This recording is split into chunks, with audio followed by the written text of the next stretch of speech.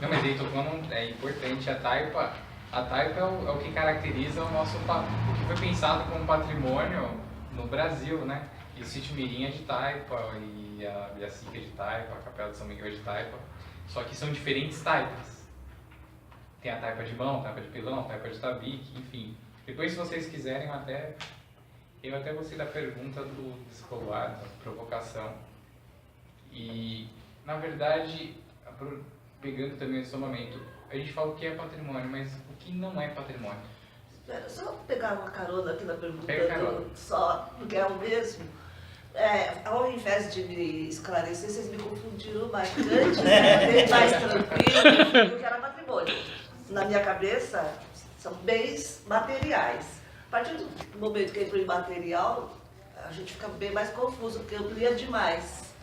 Né? Para mim, definir hoje o patrimônio, a partir da fala de vocês, tá? A partir da fala de vocês, fica bem mais difícil.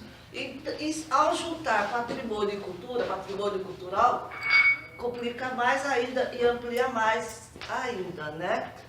Para o meu entendimento, né? Não seria bom manter os recortes para a gente poder pelo menos se situar e tal. A gente já tem definição de cultura. Isso aqui é uma provocação e uma dúvida. A gente já tem definição de cultura, né? A cultura é isso, isso, isso. Vocês devem saber mais que eu. O patrimônio é isso, isso, isso. Quando começa a misturar muitas coisas, para mim fica um pouco complicado. Gostaria de estar provocando vocês um pouco nessa carona aqui do Escobar. Aí eu ainda repito a pergunta, né? E até caiu bem a calhar. O que não é patrimônio? O que não é patrimônio? Isso, uma boa dúvida. O que não é patrimônio? Eu vou arriscar. Posso? Digamos assim, por exemplo, eu acho interessantíssima a colocação. Porque lá no comecinho o Danilo falou uma frase assim que eu acho muito importante para que nós entendemos assim, e para que provoquemos mais ainda e saiamos daqui com mais dúvidas. Né? Espero que a gente saia daqui com muitas dúvidas.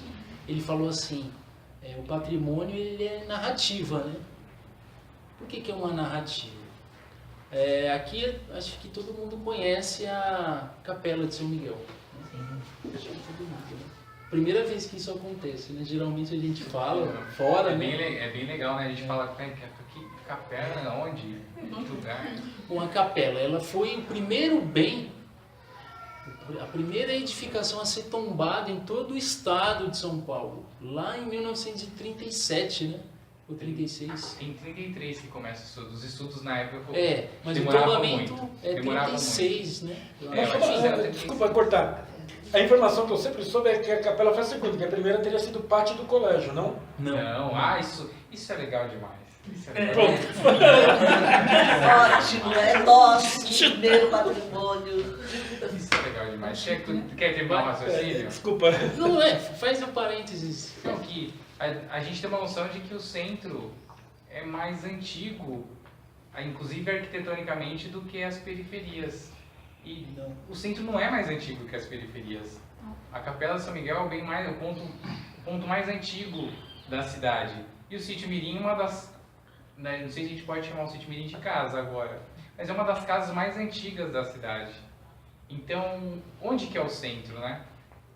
O centro, aquela construção, a igreja do pátio do colégio, quem arrisca a data? Quem arriscaria a data de construção daquela igreja? A gente for lá, até quem visitou, quem arriscaria a data de construção daquele prédio que a gente vê lá?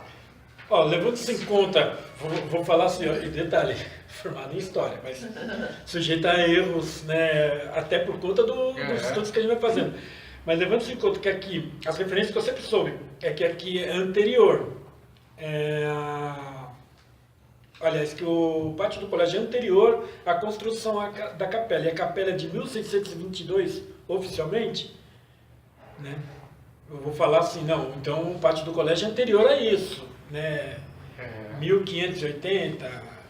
Né? Quem arrisca mais, quem arrisca menos? Não, mas eu sempre ouvi dizer que a capela do São Miguel Arcanjo, ela é a mais antiga construção de São Paulo, não é?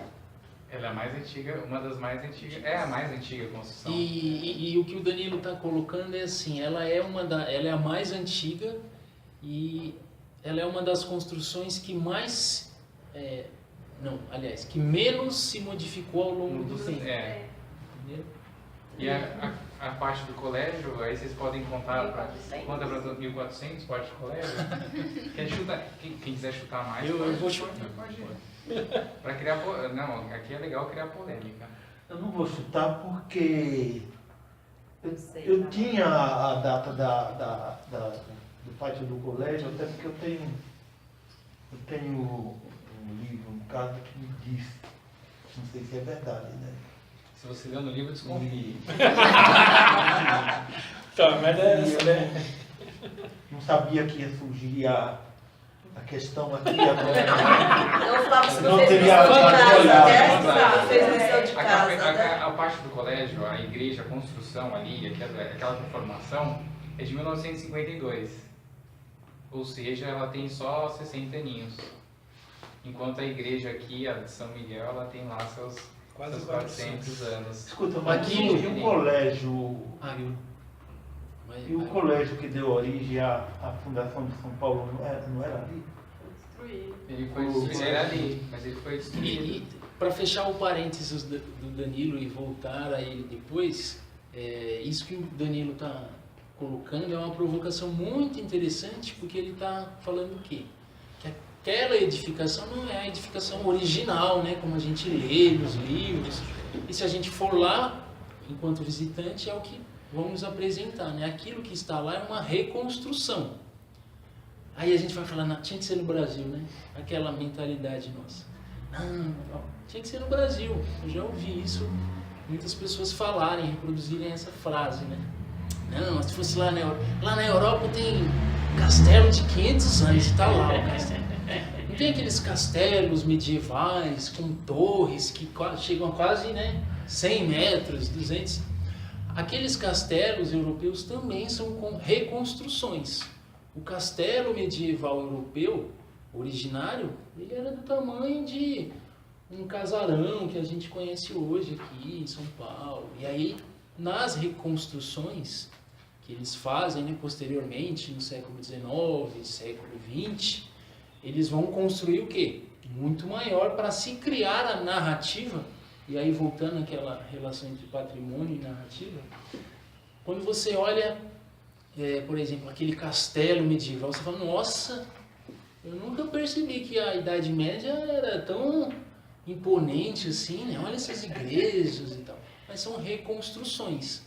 O pátio do colégio, aquilo que está lá hoje, é uma reconstrução para se ligar a uma narrativa. Inclusive, eles têm uma parede lá, original, sim, né? sim. Que está preservada. É a parede que no vidro, né?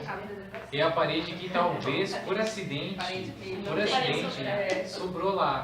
E não se tem datação e nem deixam datar. Então, quem garante que aquela parede é a parede original? O sítio Mirim também, acho que alguém tem que pegar aquele pedaço que sobrou e moldurar alguma coisa para ter alguma coisa que lembre do formato original. E também quando a gente fala de antigo, né, até vou pegar o Mirim, a gente fala de antigo, mais antigo, mas a gente chuta, esquece toda uma população que vivia aqui há mais de 1000 anos. O sítio Mirim, quantos anos tem o sítio Mirim, né? O sítio Mirim é o arqueológico, o sítio Mirim a construção de taipa. O sítio Mirim tem um vestígio de ocupação, projeta-se, de mais de 5.000 anos. Mais de 5.000 anos de história indígena ali naquele pedaço, naquele pedacinho que sobrou ali. 5.000 anos é muito tempo. E a casa 400, né? Tem 400 anos.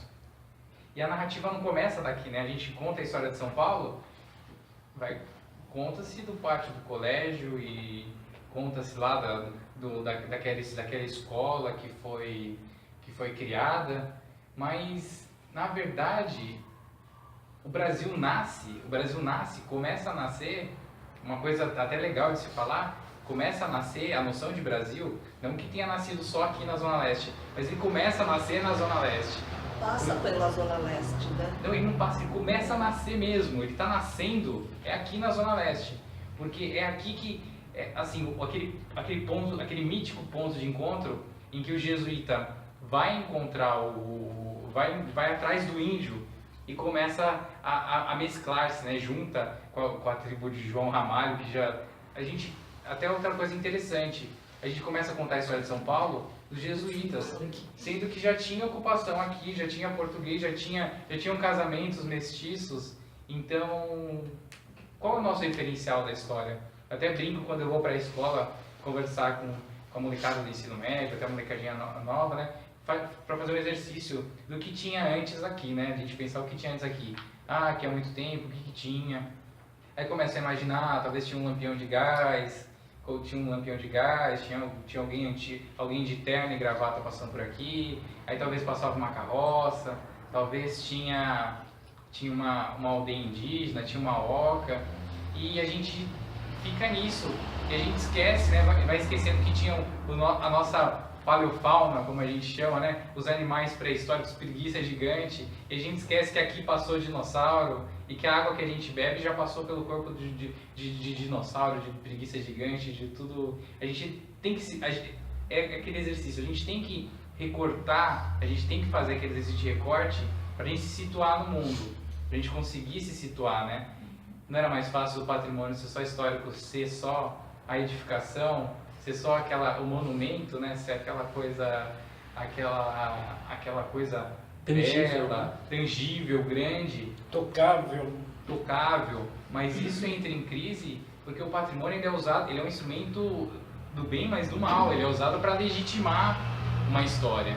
Se eu legitimo uma igreja, eu soterro todo o passado por exemplo, eu falo que parte do colégio aquela igreja, vamos supor que ali é fake, né? Mas o fake é real. Mas quando eu legitimo aquela igreja, eu estou subjugando os povos indígenas que morreram por causa da colonização. Eu estou subjugando as pessoas que estão de fora ou quem, porventura, ia usar. No sítio Mirim, fica bem claro dessa noção de patrimônio, porque ele foi tombado e falaram assim, poxa, mas a família que está morando aí não pode ficar aí porque é patrimônio, né? Tem que manter preservado. E aí tiraram toda a família, os Bueno lá, os Bueno Blas, tiraram todo mundo lá, que o Luiz, o pessoal nosso aqui, que é um pessoal que circula entre a gente, e tiraram eles e deixaram a casa lá fechada. Só que a casa fechada tem aquela questão, né? Casa fechada, a casa não se mantém por si só, ela se mantém porque tem gente cuidando. Ali tinha uma coisa fundamental que, como o Flávio disse, ali a taipa ela é socada. A taipa ela é socada, é o barro socado, não tem aquela treliça, a trama de bambu, porque essa é uma outra técnica, né? Não tem essa treliça de bambu e o barro é socado com uma mão de pilão, né? Ele é misturado fezes de animal, barro, sangue, o que puder dar liga, até caco mais antigo, o sítio Mirim é cheio de caquinho de telha, até o caco mais antigo é misturado e socado barro nas formas de pilão, aquelas formas lá. E aí vai sendo construído até ganhar forma. Todo o barro dali, que está naquelas paredes, isso é válido para a capela, para os outros bens, é tirado no próprio lugar, é tirado do próprio lugar. E como não tem um cozimento, o barro não é cozido, ele é só seco ao sol, e a taipa espremida, ela tira, quando está úmido, escorre a água, não tem um cozimento, quando chove, a taipa é dissolvida. Diferente do tijolo de barro. O tijolo de barro, se ele é seco ao sol e colocado no forno e assado lá na olaria, cai a água, aumenta a durabilidade dele, a água não destrói o tijolo. Mas na taipa, a água destrói a taipa. E ali, sem ter uma cobertura permanente, que é uma coisa, um ato chamado bater tabatinga. Antigamente a gente conhecia, o fulano tá só batendo tabatinga aí. Alguém sabe o que é bater tabatinga? Que a gente perdeu essa... em outros lugares tem outros nomes, né? Mas eu já ouvi essa expressão e bater tabatinga. A gente sabe que é tabatinga, né? Aqui mesmo tem gente que sabe que é... Eu não sei não. Não sabe não? Eu vejo um montão de coisa, mas não sei não. A tabatinga é um barro branco. Aquele famoso barro branco que Sei. está na beira do rio. Argila. É uma argila. É uma argila. E essa argila ela era utilizada para bater na parede para que a taipa não desmoronasse. Então batiam, caía, por exemplo, ia ali, caía abria um buraquinho, ia lá, pegava, ia chapiscando, ia cantando, como o Flávio disse, assim, e eu precisava das pessoas lá. Isso mesmo. Isso mesmo.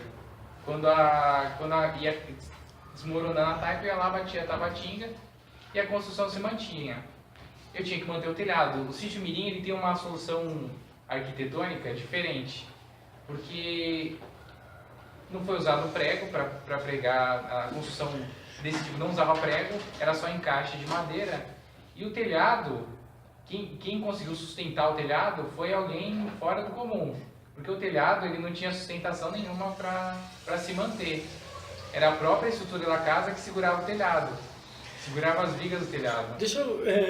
não esquece que depois vocês vão falar sobre desse patrimonial, Não, tá? mas eu vou Mas falar, eu antes vou disso, chegar deixa eu lá. perguntar algo. Alguém aqui não sabe o que é o Sítio Mirim, ou não conhece o Sítio Mirim? Ali tem fotos. Vamos abrir aqui no... É porque a gente está falando do Sítio Mirim, e ele está aqui do nosso lado, né? Aqui no final da Uns 15 Jacupesco. minutinhos, uns 15 minutinhos aqui. Escobar, e antes desse tombar, eu gostaria de saber quais são os parâmetros para o tombamento. Legal, não, mas é legal. Legal. Não, aí eu vou Mas agora eu amo. eu vou ir nessa trilha do Danilo já levantando a bola para ele responder essas Tá. questões. Mas assim, um minutinho só, Lucas. Então, as pessoas que não conhecem, depois acho que ele vai passar as fotos aí do Sítio Mirim.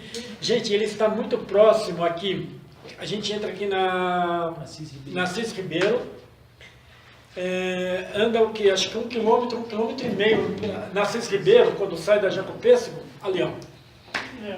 Fica do lado direito, tem uma ocupação ali inclusive tem uma discussão que eu não sei como que está, de se transformar na estação de trem. V lá. Quem passa de trem Quem vê. passa de trem, quem passa na Cimeiro. Quem passa de trem por essa linha aqui, variante, né? Não a tronco. São Miguel? São Miguel? Essa que vem aqui de Brás, Calmon-Viana, sabe? A linha variante. Então ela está aqui entre São Miguel e Emelino Matarazzo. Isso. Né? Beleza?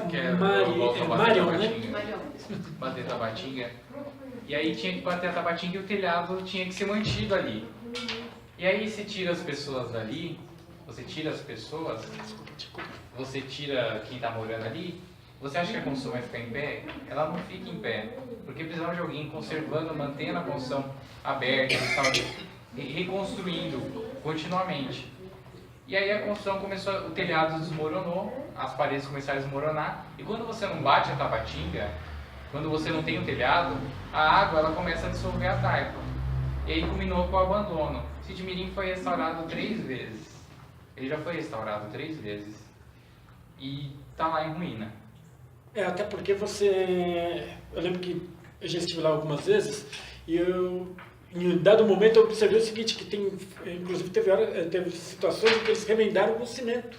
Isso. Né? Aí eu fiquei pensando, o restauro que era feito na época. Então, como que o pessoal restaura com cimento uma coisa que originalmente, numa época que não existia cimento, né? E a taipa não conversa com o cimento. A taipa você respira. A taipa respira, a taipa é uma construção, que você utiliza recursos do próprio local. No calor, dentro da casa é frio, e no inverno, dentro da casa é quente. Uma delícia. É muita lógica de ocupação dos índios. Eles preferiam eles preferiam abrigos onde no inverno fosse quente e onde no verão fosse fresco. Mas eu volto nisso em outro ponto, em outro momento, se sobrar tempo aqui. E o Sítio Mirim, ele era uma propriedade imensa e tinha um engenho ligado a ele, que era o único vestígio de açúcar do ciclo do ciclo do açúcar, se a gente pode chamar de ciclo, aqui no Planalto Paulista, que era o engenho Piraquara. Piraquara ficava ali próximo do Sítio Mirim. e fez-se todo um estudo para tombar o Piraquara. Só que o Piraquara aconteceu a mesma coisa que o Mirim. E ele foi tombado, o sítio Piraquara ele foi tombado. Só que ele entrou em ruína. E o governo do estado tinha uma questão de moradia ali muito grande. Tinha uma demanda por terras de moradia muito grande. E o sítio Piraquara foi tombado e destombado. Ele foi destombado. O destombamento, a legislação só permite que haja destombamento em face indeclinável. Se o Lucas quiser até falar melhor depois do que ocasionou a legislação de destombamento, ele fala. Mas quando um bem ele está atrapalhando o indeclinável desenvolvimento econômico da região, ele pode ser demolido. Então, tudo que foi tombado, tudo que a gente disse que é importante, pode ser em determinado momento destombado. Está atrapalhando o progresso. E está atrapalhando o progresso. Só colocando um parênteses, eu, por acaso, eu fui convidado para um sarau na rua Urutu. O Edson Lima que faz. E eu estive lá nesse local e eu estou sabendo que, por exemplo, é que o governo não tem dinheiro, né? Eles têm um projeto de se fazer uma estação de trem ali, bem exatamente onde está esse histórico. Por isso que eu digo, o progresso, às vezes, ele é culpado de muita coisa que some, né?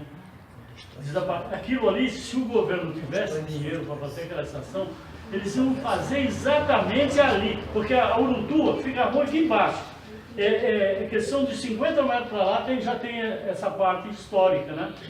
Eles iriam fazer essa estação, sabe onde? Exatamente onde estão as ruínas.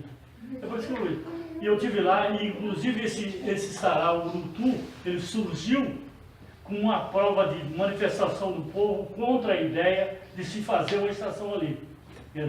Ele iniciou fazendo um movimento para que não tivesse essa estação naquele local. Porque fica mais ou menos entre São Miguel, exatamente entre São Miguel e Ermelino. É porque, só complementando, a estação ia ser construída no próprio sítio. E foi a própria comunidade, são 400 famílias ali. Foi a própria comunidade que reivindicou a estação. E aí, quando o governo do estado traz a proposta da estação, ele está desapropriando a própria comunidade que reivindicou para construir um terminal de ônibus e construir em cima do patrimônio. Então é uma coisa assim bem curiosa. Assim, quem pediu a estação e o motivo da estação estar sendo levado para lá vai ser removido em seguida. E aí a gente pensa, qual o interesse econômico e governamental em trazer uma estação e remover uma população que supostamente é de baixa renda? E que seria fatalmente a consumidora não, a população queria ocupar nessa estação, né? Queriam fazer uso, né? Porque não faz sentido. Ia fazer o uso. E aí a gente pensa, será que é um projeto, foi uma inocência do governo do estado, ou foi uma tremenda de uma malícia em você utilizar como argumento para construir um espaço, para construir um equipamento que traga o desenvolvimento econômico e traga a especulação imobiliária para o lugar, enfim. Acho que é logística, que é mais frio e insensível ainda, né? Ali é prático, vamos remover o que nos atrapalha, vamos fazer a estação ali, precisa-se de uma estação. Eu acho que a leitura é bem mais fria, né? É cruel isso. Por exemplo, para mim foi bom esse blá blá blá aqui, porque eu tinha aquela ideia de que patrimônio era o físico, aquele edifício lá, não existia mais nada, patrimônio além disso. E a gente está vendo que tem patrimônio, né? Inclusive o folclore é patrimônio histórico, sim, né? Sim. E eu me lembro de uma vez, uma das belezas naturais mais bonitas do Brasil, né? Por conta do progresso e das hidroelétricas, que era a queda, sete quedas do Paraná. Era a coisa mais linda que havia. E era, agora, hoje, pelo que vocês colocam, eu entendo que aquelas cachoeiras lá eram um patrimônio brasileiro. E que foi inundado, simplesmente fizeram a hidroelétrica, ela sumiu, sete quedas. Acho que em qualquer outro lugar do mundo faria todo o sacrifício para preservar aquilo ali. E lá, simplesmente, não... O Paraná dá só um bababá se a gente for falar do patrimônio do Paraná, porque o Paraná destruiu todo, nada contra, mas destruiu tudo que podia se referenciar como patrimônio. E depois começou-se a construir edificações pensando, e agora, né? A gente tem que ter um patrimônio. E aí todas as construções paranaenses são da década de 50, todos os patrimônios da década do Paraná são originários da década de 50. São igrejas, estações e tudo mais que precisaram ser criadas para que se tenha um referencial, porque isso perdeu totalmente o referencial. Principalmente o norte é novo, né? Uhum. Porque o novo já não tem muita coisa antiga para mostrar, né? Quer dizer, o norte do Paraná, talvez É interessante, eu sou catarinense, né? E nós rejeitamos o Paraná como sul, de certa forma, por esse motivo. Mas não é só o Paraná. Não, é engraçado. A ideia de não aproveitamento. Né? Em Santa Catarina, por exemplo, se você for, ela tem uma história bastante diversa, né? No litoral e no interior. Muitas regiões que não eram, foram tornadas parque recentemente, para que se preserve o bem natural, de alguma maneira. Né? E existe um negócio assim, interessante no sul, porque a gente entende que o paranaense quer ser gaúcho, porque o gaúcho ele se vangloria da história de guerra, né? Mas ele não, e assim, ele não é gaúcho, ele não é catarinense. A visão que a gente tem deles é mais ou menos essa, engraçado. E eu estava lembrando aqui das construções, eu sou de uma região de colonização alemã, e a gente tem isso também. Lá é feito também, com barro e tudo mais, né? Mas eles não falam esse nome. Lá é Enxaimel. Enxaimel.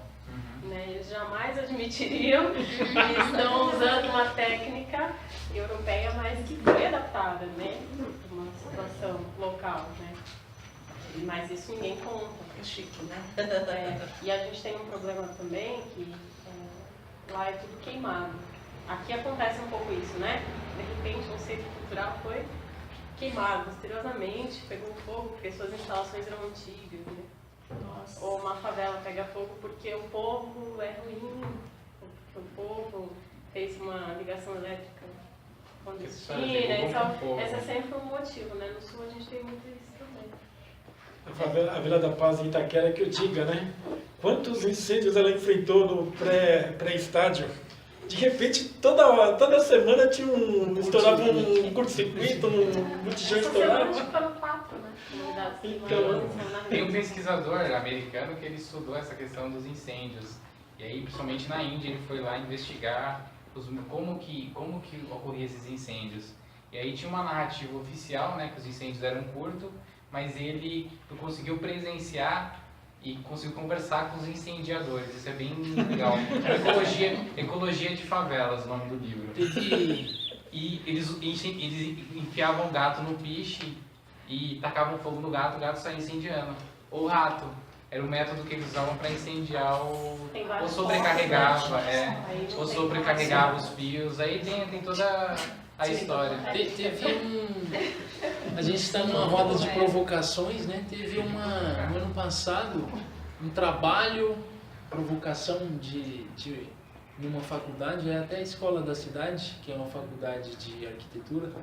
Eles fizeram um projeto e lançaram uma foto na internet do Museu Paulista, né? O Museu do Ipiranga, incendiando, né? Pegando fogo. Isso foi no ano passado. E aí eles colocaram assim na manchete, durante restauro, o Museu do Ipiranga pega fogo. E aí vários jornais reproduziram a manchete, né? Porque, olha, já temos a Pinacoteca, o Instituto Butantan, a gente teve agora a Estação da Luz, né? O Museu da Língua, e agora o Liceu. E era uma provocação, né, deles. De como determinados locais incendiados em sua totalidade não geram tanta notícia e outros, em questão de horas, né, minutos, instantes, já tem uma atenção muito maior, né, como é o caso do museu. Mas eu queria ir rascunhando a pergunta dela e colocando uma outra provocação, Porque a gente está falando aqui da ideia de patrimônio histórico, patrimônio cultural, que aí é o material, o imaterial e tal. Mas esse é o patrimônio reconhecido, né? E aí, rascunhando, quais são os parâmetros para considerar algo patrimônio? Né? E aí, lembrando aqui o que eu estava conversando com o Flávio, com o seu José aqui, eu lembro que eu fiz agora, recentemente, uma viagem para onde a minha família nasceu, né, no Pernambuco. Eu nunca tinha ido para lá. E fui e realizei essa viagem com um tio meu que se parece muito com o Flávio, sim. Ele é aboiador, ele foi taxista durante muito tempo, então ele faz aboios, né, ele gosta de poesia popular. Mas, infelizmente, ele não teve possibilidades de estudar, né? E isso marcou muito a viagem, né? E lá já no Pernambuco, ele, olha Lucas, olha essa hidrelétrica, né? A gente de carro. Eu falei, ó tio, essa é a hidrelétrica de Paulo Afonso, né? Foi possibilitada por uma emenda parlamentar do senador tal e tal, foi o Lula. Ah, nossa, que bacana. E aí eles já faziam um aboio ali, né? Das águas e do São Francisco. Eu falei, olha que legal, né?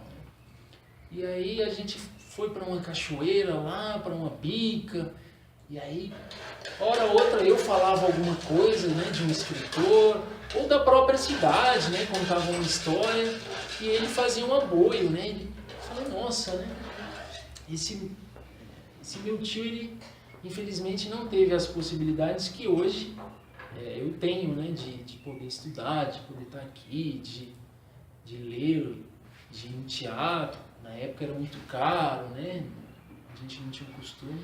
Mas ao mesmo tempo ele tem uma sabedoria, uma perspicácia mental que eu não tenho. E por mais que eu leia, por mais que eu me interesse pelas letras, eu não consigo desenvolver o raciocínio dele, né? E aí toda essa contradição, mas esse diálogo, né, da família se colocou numa estrada, assim, a gente estava indo para uma casa de um outro tio meu, e eu tinha ido já, mas não lembrava, porque eu tinha ido à noite, e ele, e aí? E ele me chamando de galego, né, porque eu não sei. Mas, imagina esse cara em Pernambuco. E aí ele falou... Lá pro lado do Nordeste, toda pessoa que tem barba vermelha, que tem o seu biotipo é chamado de galego. E aí ele falou, vai galego, pra onde que é? E aí tinha clareira, tinha pra esquerda, direita, e eu falei, tio, eu vim aqui, ó, faz um ano, à noite, eu não lembro. E aí ele começou a me fazer perguntas que me marcaram muito. Ele falava, como que você não lembra desse pé de toco aqui, ó, na beira da estrada? Aí eu falei, pé de toco? Aqui? E aí fomos andando, mas... E aí, tá lembrando do caminho? Eu falei, não, tio. Ele falou, olha aqui, como você não lembra dessa baixada na estrada? Aí eu fui, baixada na estrada, né? E aí foi mais pra frente, aí eu falei, tio, lembrei, ó, é por aqui mesmo, vamos manter aqui à direita. E era uma estrada assim, de terra, com fazendas, chácaras, né? E aí ele falou, como você não lembra desse cipoal aqui, ó? De bananeira, rapaz. Você veio aqui há um ano e não se lembra disso?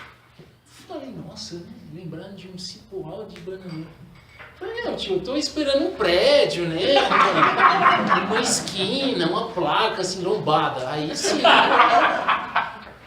Eu fiquei pensando nisso, né? Os referenciais. E falei, nossa, esse meu tio e essa minha família, né, nordestina, tem um patrimônio que é muito dessa presença indígena, né, desse diálogo indígena, de que é olhar o mundo com uma amplidão, né, com uma perspicácia muito maior do que nós que moramos na cidade. Então eu olhava aquela estrada e vi uma estrada, né, normal, perdido ali, uma estrada de terra. Ele não, ele olhava o pé de banana que estava crescendo, olha, aqui, isso aqui já caiu um raio aqui. E eu, né, acadêmico, estudando, como que o senhor sabe? Olha aí, rapaz, olha as flores ali, ó, amarelada, queimada. Então, que eu trouxe essa experiência pessoal, né? Apesar de não ter tido possibilidade de estudar, né, e de hoje estar revendo isso, essa minha família tem um patrimônio cultural, familiar, muito interessante, né, para mim e para eles também. Essa coisa de estar juntos, né? As famílias nordestinas têm muito disso, ser muito bem recepcionado, é aquela mesa vasta. Seja numa casa mais abastada ou numa casa mais pobre, você pelo menos vai ter um queijo, um bolo de massa cuba e um café para você comer, né? Mas a recepção é sempre a mesma, né? Muito calorosa. A questão da música, né? Da dança, eles são muito calorosos nessa expressão corporal. Mas não é um patrimônio regional, é um patrimônio familiar. E aí a gente começa a traçar a resposta daquela pergunta, né? Então, quando eu olhava aquela estrada, aquilo é um patrimônio para a minha família, né? Onde eles se criaram, né? Onde eles vivenciaram coisas, os referenciais, né? Aquilo é um patrimônio para eles, mas para mim já não era, né? Passou a ser. Então, o patrimônio, quando a gente vai reconhecer algo, uma das primeiras questões é isso. Ele é pertinente à vida de um número razoável de pessoas? Aquela casa, a casa mais antiga, ela é realmente pertinente à vida daquela comunidade? Às vezes não. Às vezes ela não é, só a casa mais antiga do bairro.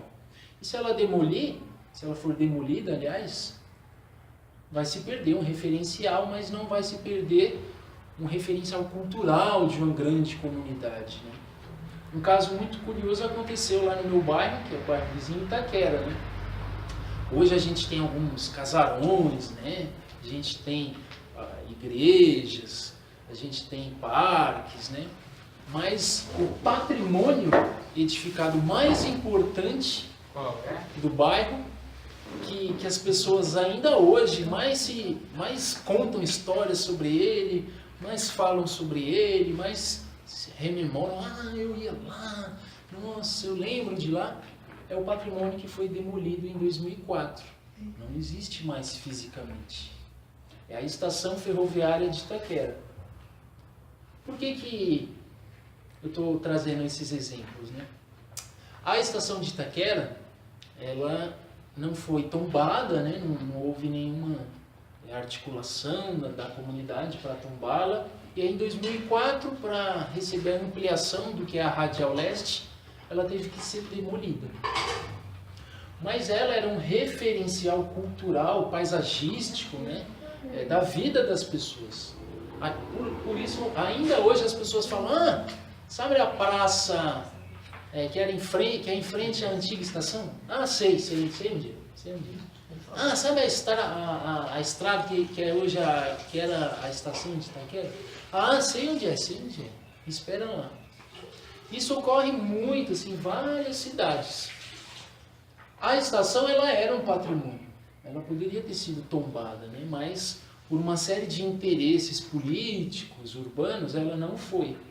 E hoje, o único referencial que existe a essa estação é uma casinha que está escondida lá por conta dos viadutos, né? Que se chama Casa do Chefe. E que hoje informa que Itaquera teve uma estação ferroviária. Então, quando a gente vai falar assim, será que aquela casa lá, aquela igreja, ela faz parte do nosso patrimônio? Se nós acordarmos aqui, olha, a gente acha que sim, vamos pesquisar. E aí a gente vê que a comunidade, né, o bairro de São Miguel se referencia àquele bem, que a história daquele local passa por aquele espaço, por aquela casa, ou então aquele modo de fazer, né? Vamos dizer que a gente tem um modo de fazer uma banqueta, um tamborete de madeira muito especial aqui em São Miguel.